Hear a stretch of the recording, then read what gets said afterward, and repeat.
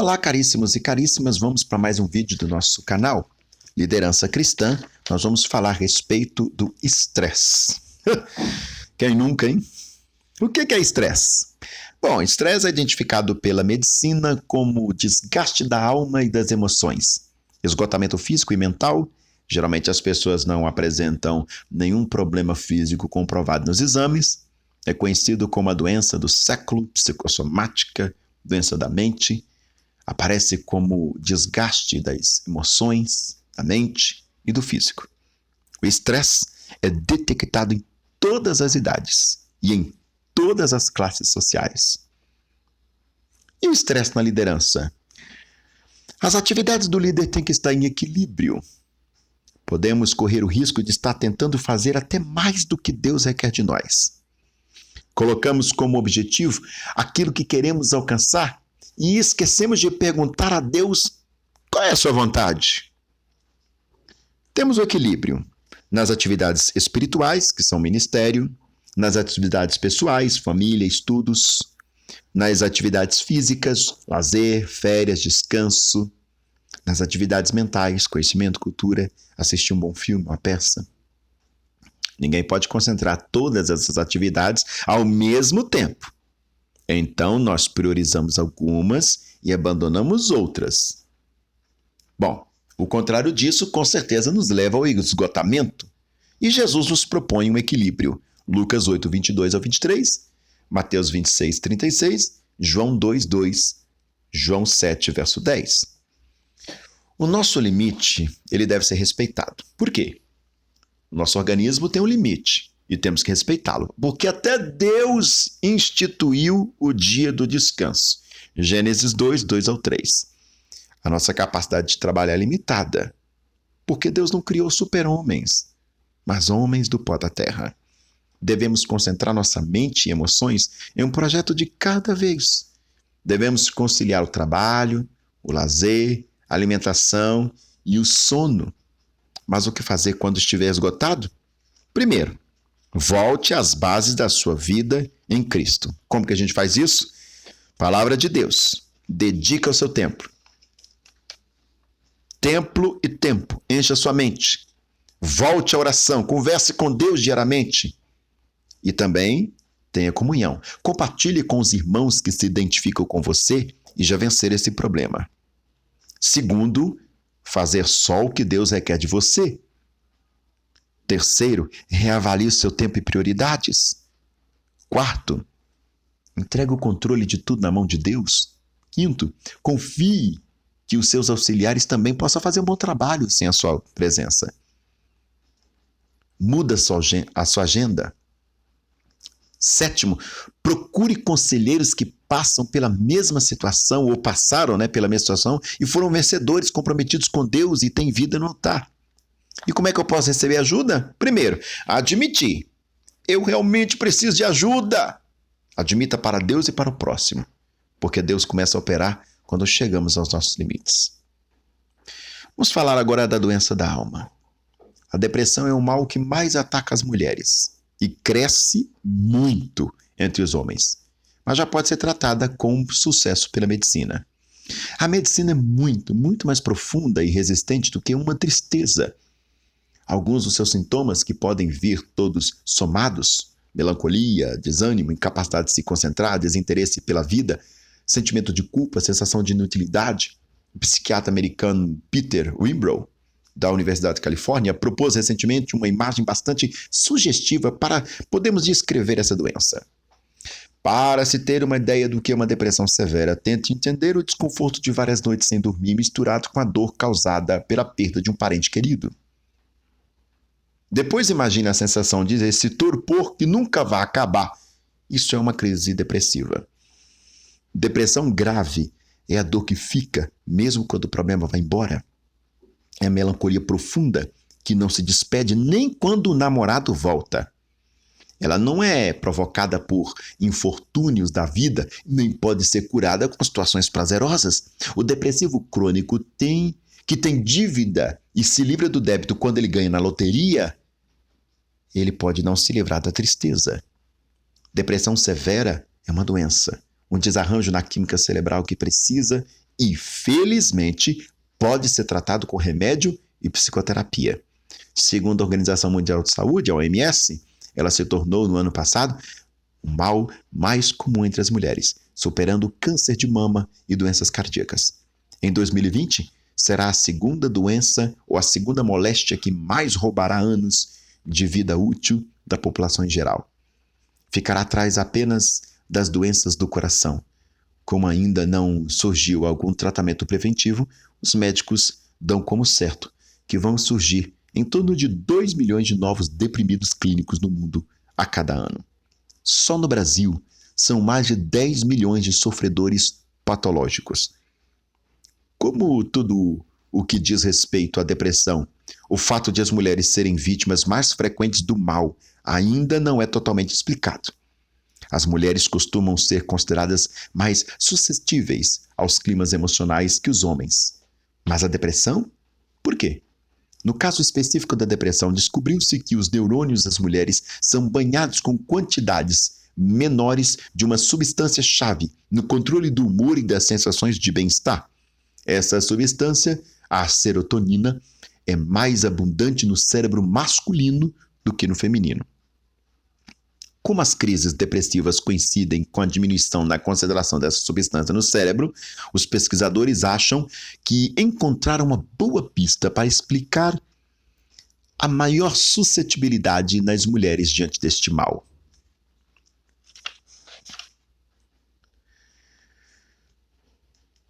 Imagine o desconforto de várias noites sem dormir misturado à dor da perda de um ente querido que não acaba nunca.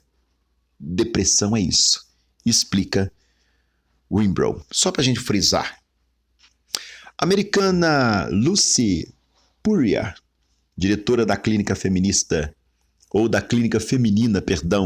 do Baylor College de Houston, sustenta que a diferença deve ser procurada também nos hormônios femininos. O momento de risco maior ocorre nos 10 dias que precedem o período menstrual, depois do parto e especialmente entre os 22 e os 45 anos de vida, assina Lucy. São períodos em que os hormônios alteram sua concentração no corpo feminino. Uma explicação científica não agradaria muito aos homens, sempre que se consideraria mais resistente que as mulheres. Simplesmente as mulheres seriam muito mais abertas para revelar que sofrem da depressão. Por ser confundida com um traço de fraqueza de caráter pela sociedade, a depressão tende a ser negada pelos homens, mas não pelas mulheres, diz Lucy. No fundo, elas estariam sendo mais corajosas que os homens. De qualquer modo, o número de homens vítimas da depressão também é muito alto. Os números da tristeza. A depressão é a doença que mais acomete as mulheres e é a quarta mais comum entre a população em geral, segundo a OMS. A incidência da doença é 2 vezes maior em homens do que em mulheres. 330 milhões de pessoas em todo o mundo sofreram depressões. 33% dos filhos de pai e mãe depressivos têm depressão. A depressão custa 44 bilhões de dólares por ano só para os Estados Unidos. O mundo gasta 7 bilhões de dólares por ano com antidepressivo. Segundo o medicamento mais vendido, o primeiro são os remédios para as doenças cardiovasculares. Cerca de 330 milhões de pessoas de ambos os sexos no mundo inteiro padecem desse tipo de sofrimento profundo.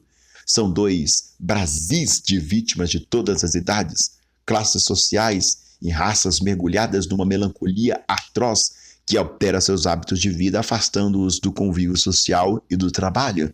Antes que se imagina um planeta mergulhado numa nuvem negra de habitantes depressivos e esperança, é bom saber que o tratamento é eficaz de depressão nunca esteve tão próximo e acessível.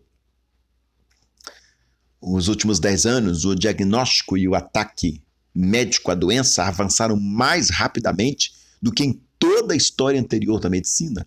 8 em cada 10 doentes diagnosticados podem se livrar das garras da tristeza clínica com a ajuda de remédios e terapias.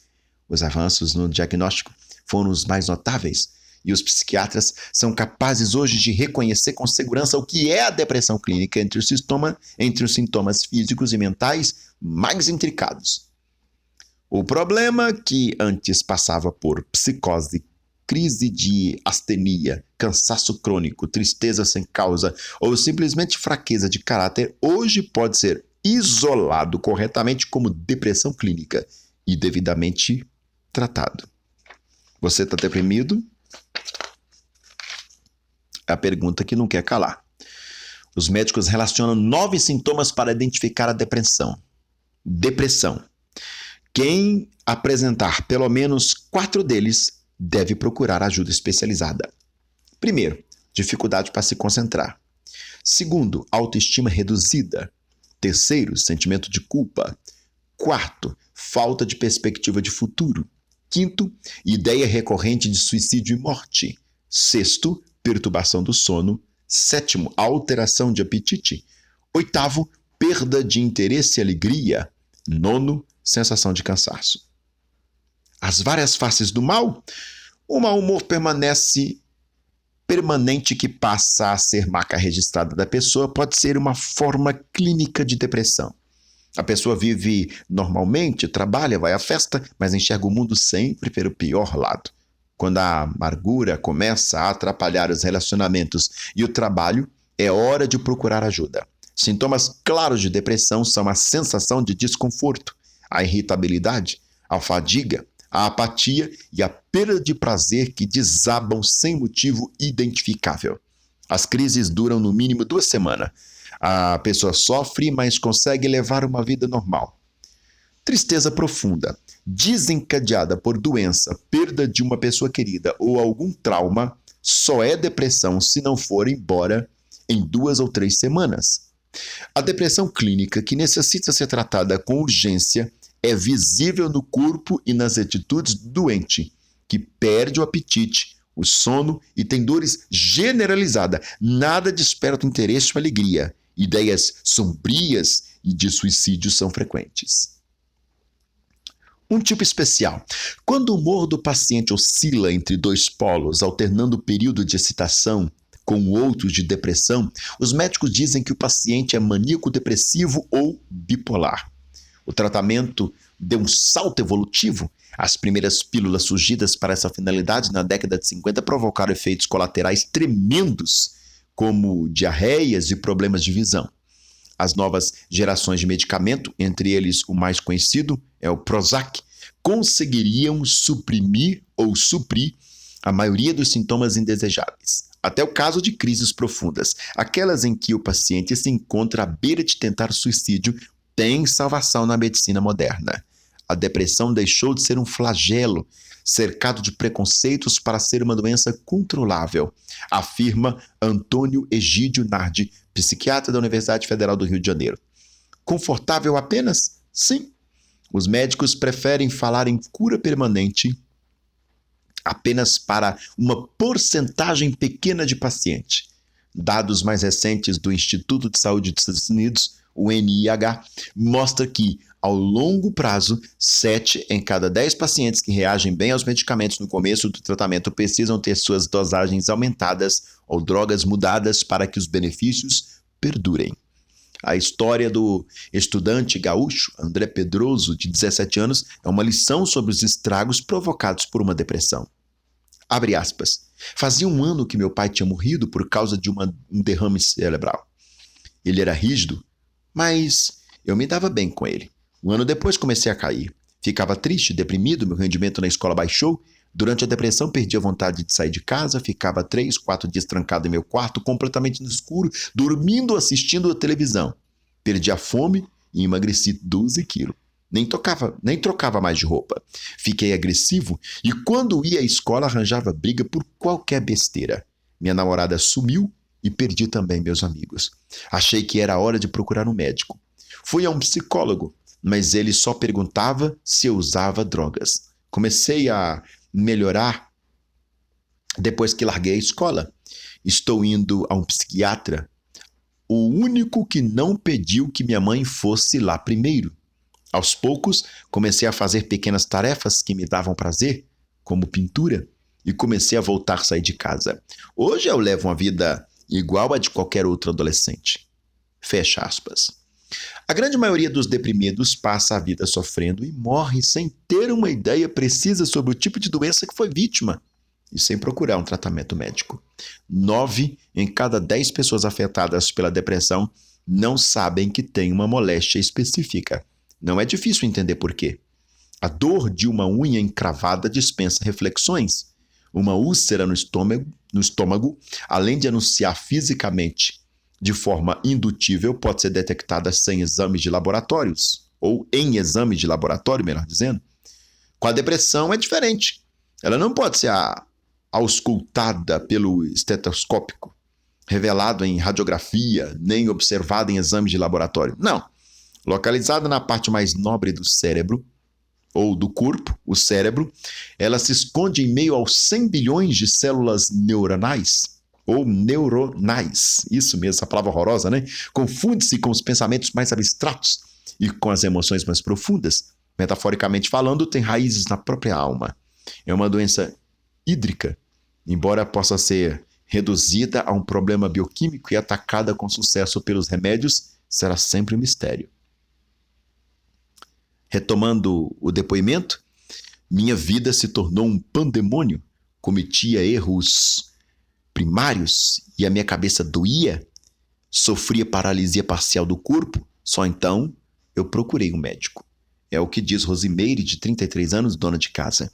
Por sua complexidade, demorou muito para que fosse detectada com segurança e aprendesse a lidar com ela. Durante muito tempo foi subestimada pela medicina e pela sociedade.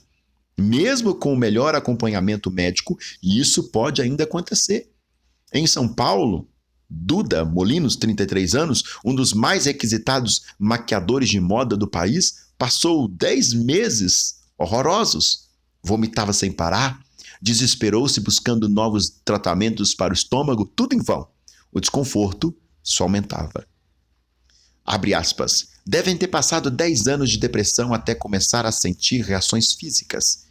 Vomitava tudo o que eu comia. Consultei o médico, fiz todo tipo de exame, não constatou nada meu anormal no estômago, no intestino, nada. Perdi 6 quilos em 6 meses. As pessoas sussurravam, ele é HIV positivo, ele está com câncer na medula.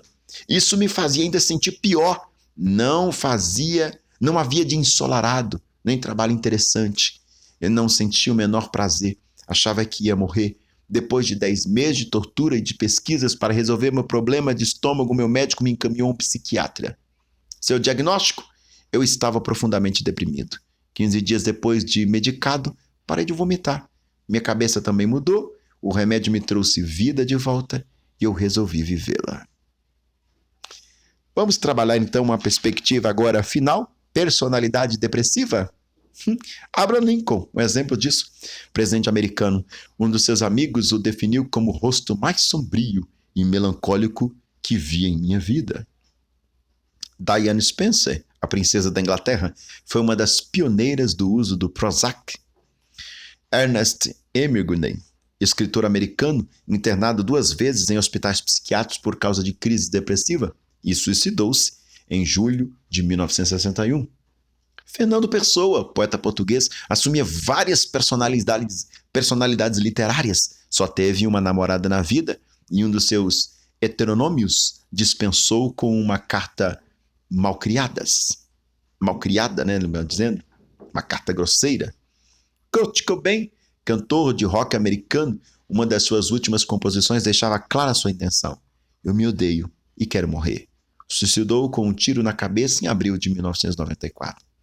Ludwig van Beethoven, compositor alemão, um dos maiores gênios musicais da história, sua melancolia era alimentada pelos problemas de surdez e pelos 3 amores impossíveis que cultivou em sua vida. Marilyn Monroe, atriz americana, vivia isolada e deprimida, sem poder sair na rua por causa do assédio do público, e suicidou em 1962 com um coquetel de soníferos.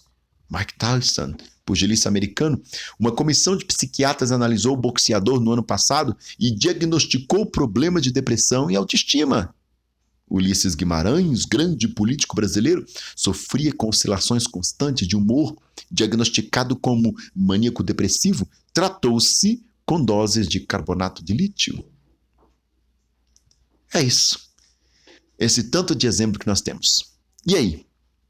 Não, evidentemente, o vídeo não serve para que você faça um autodiagnóstico, mas que você entenda que há saída. É isso que acontece. É só procurar um profissional. Tem jeito, tem saída e você pode ser feliz.